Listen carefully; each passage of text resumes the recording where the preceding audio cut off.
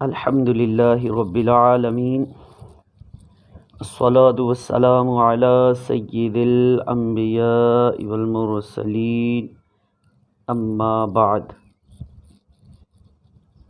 بلال بھائی، ہمارے فوجی بلال صاحب ہمارے دوست ہیں، ان کو کوئی کرامت کی جس کو سمجھ نہیں تھی تو ان کے لیے کسی نے ان کو سوال بھیجا کہ جی بتائیے یہ اس کارٹون کو، بلکہ انہوں نے کہا اس کارٹون کو آگے نہ پھیلائیے یا اس طرح کے ایسے کو نہ سنیے، وہ کیونکہ بندہ کرامت کا منکر ہوگا یا اس کو کرامت کے بارے میں پتہ نہیں ہوگا، اور ایسی غلط فہمی کی وجہ سے بندہ جو ہے مذہب اہل سنت کا یعنی کہ نہ جاننے والا جو ہے بد مذہب کہلاتا ہے، اور اس کو اپنی عقیدے کی اصلاح کرنی چاہیے۔ زمانہ نبوت سے آج تک اہل حق کے درمیان کبھی بھی اس مسئلہ میں اختلاف نہیں ہوا۔ سبھی کا عقیدہ ہے کہ صحابہ کرام علیہم الرضوان اور اولیاء کرام رحمہ اللہ السلام کی کرامتیں حق ہیں، اور ہر زمانے میں اللہ والوں سے کرامات کا ظہور ہوتا رہا ہے، اور انشاءاللہ عز و جل قیامت تک کبھی اس سلسلے کا ختم نہیں ہوگا، یہ سلسلہ چلتا رہے گا قیامت تک۔ اچھا، کرامت ہے کیا؟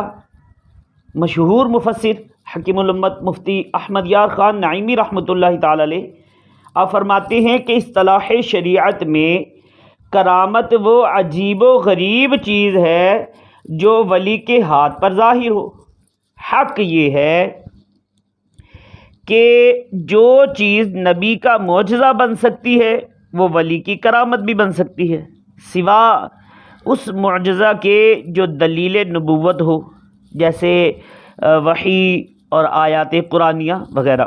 میرات المناجی جلد 8 صفحہ نمبر 268۔ عقیدہ کیا ہے ہمارا؟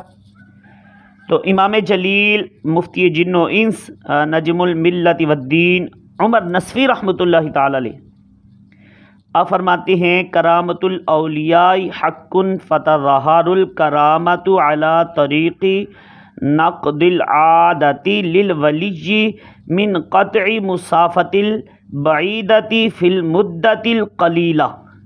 آپ کہتے ہیں اولیاء اللہ کی کرامت حق ہے، پس ولی کی کرامت خلاف عادت طریقے سے ظاہر ہوتی ہے، مثلا طویل سفر کو کم وقت میں طے کر لینا۔ اور اس کی شرح میں امام سعد الدین رحمۃ اللہ تعالی علیہ فرماتے ہیں جیسے سیدنا سلیمان علیہ السلام کے درباری حضرت آصف بن برخیہ رضی اللہ تعالیٰ عنہ کا طویل مسافت یعنی لانگ ڈسٹینس پر موجود تخت بلقیس کو پلک جھپکنے سے پہلے لے آنا۔ شرح عقائد نصفیہ صفحہ نمبر 316 تا 318 پر یہ مسئلہ موجود ہے۔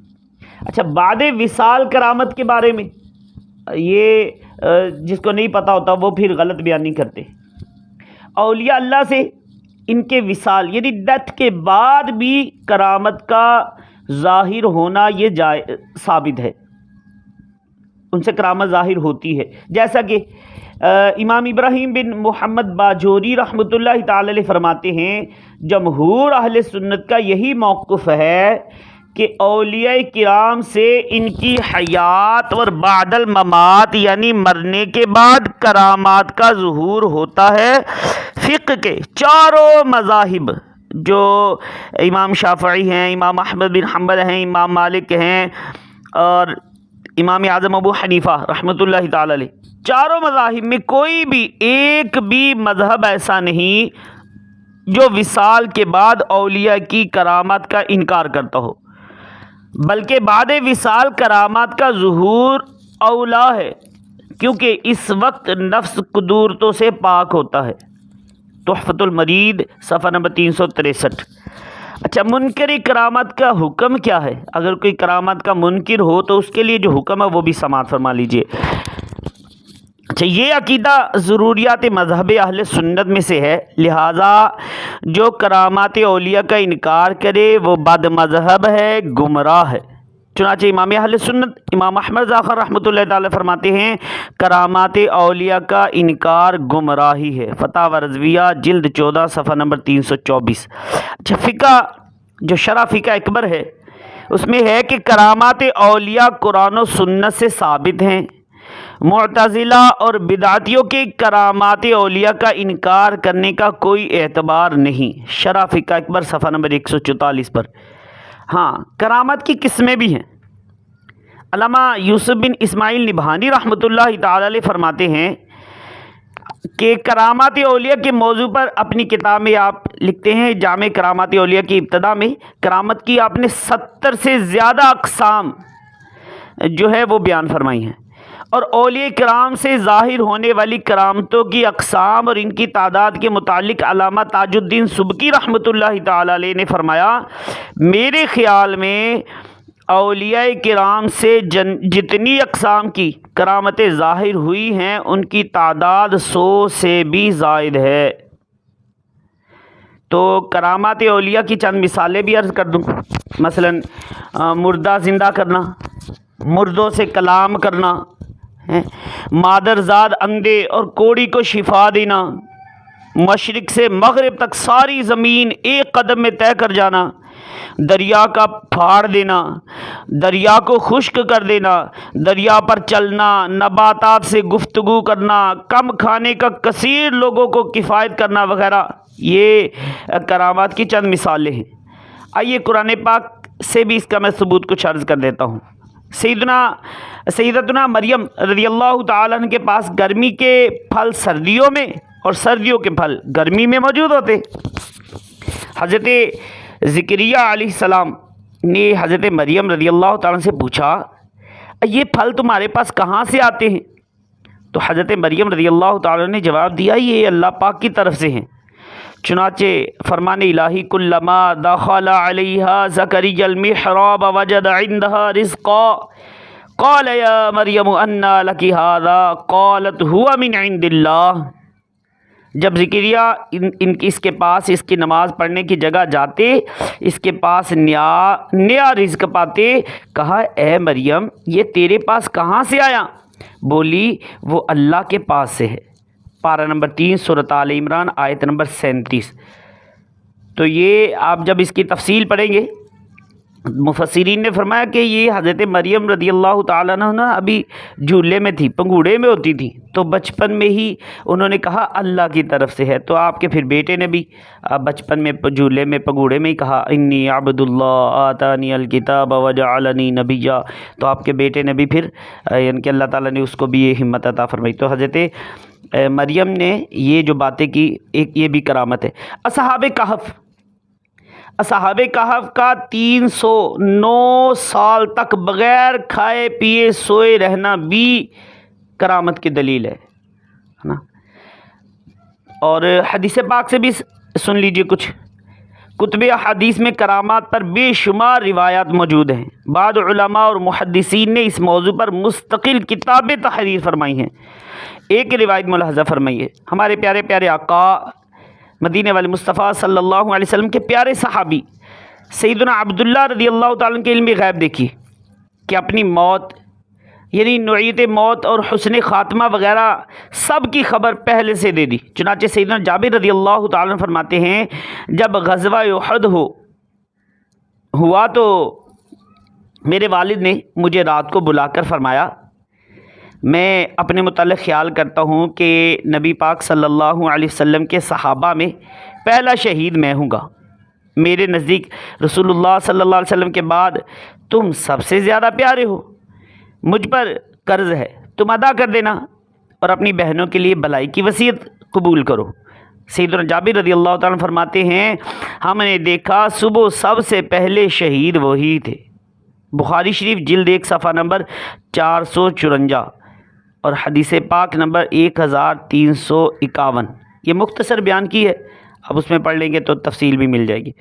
امیر المؤمنین سیدنا عمر فاروق اعظم رضی اللہ تعالیٰ نے ایک مرتبہ ایک صالح نوجوان کی قبر پر تشریف لے گئے اور فرمایا اے فلاں، اللہ پاک نے وعدہ فرمایا ہے وَلِمَنْ خَافَ مَقَامَ رَبِّهِ جَنَّتَانِ، جو اپنے رب کے حضور کھڑے ہونے سے ڈرے اس کے لیے 2 جنتیں ہیں۔ پارہ نمبر 27 الرحمن آیت نمبر 46۔ تو آپ کہتے اے نوجوان بتا تیرا قبر میں کیا حال ہے؟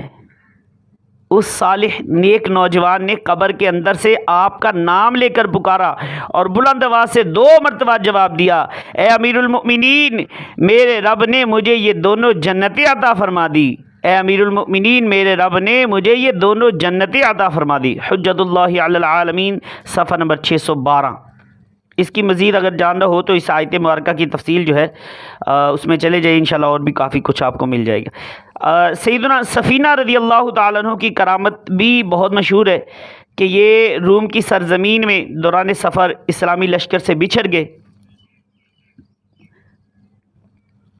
اور آپ کچھ پریشان تھے کہ جنگل میں نا آپ کے سامنے ایک شیر آ گیا، تو آپ نے اس کو بلایا، شیر کو نا اپنے پاس بلایا۔ اس کو کیا فرماتے کہتے ہیں کہ حضرت سفینہ نے شیر سے مخاطب ہو کر کہا، کیا شیر؟ کہتے میں رسول اللہ صلی اللہ علیہ وسلم کا غلام ہوں، میرا معاملہ اس طرح ہے، یعنی آپ نے بتایا کہ میں لشکر سے بچھڑ گیا ہوں اور لشکر کی تلاش جاری ہے۔ تو اس کو کہا، یہ سن کر شیر دم ہلاتا ہوا ان کے پہلو میں آ کر کھڑا ہو گیا۔ اللہ اکبر۔ اچھا، جب کوئی آواز سنتا تو ادھر چلا جاتا، پھر آپ کے برابر چلنے لگتا، حتیٰ کہ آپ لشکر تک پہنچ گئے، پھر شیر واپس چلا گیا۔ تو یہ جو کرامات ہیں ان کا انکار یہ جو ہے مناسب نہیں ہے۔ اللہ کریم کی ان سب اولیاء کرام پر، صحابہ کرام علیہم رضوان پر رحمت ہو اور ان کے صدقے ہماری بے حساب مغفرت ہو، آمین بجاہ النبی الامین صلی اللہ علیہ وسلم۔ اپنا عقیدہ درست کیجئے اور اپنی آخرت کی بہتری کے لیے قرآن و حدیث کو سمجھیے اور اپنے رب کی قدرت کا انکار نہ کیجیے۔ اللہ تعالیٰ کسی کو اگر کوئی چیز عطا فرماتا ہے تو آپ کون ہوتے ہیں انکار کرنے والے؟ تو ہمیں اپنے اسلام کو سامنے رکھتے ہوئے، اسلامی تعلیمات کو سامنے رکھتے ہوئے زندگی گزارنی چاہیے، نہ کہ اپنی عقل کے مطابق، ہے نا۔ تو اگر کسی کو کرامت کے بارے میں تفصیل ابھی نہیں معلوم ہوا تو وہ باقاعدہ علماء اہل سنت کے سامنے بیٹھے، ان سے سوال کرے۔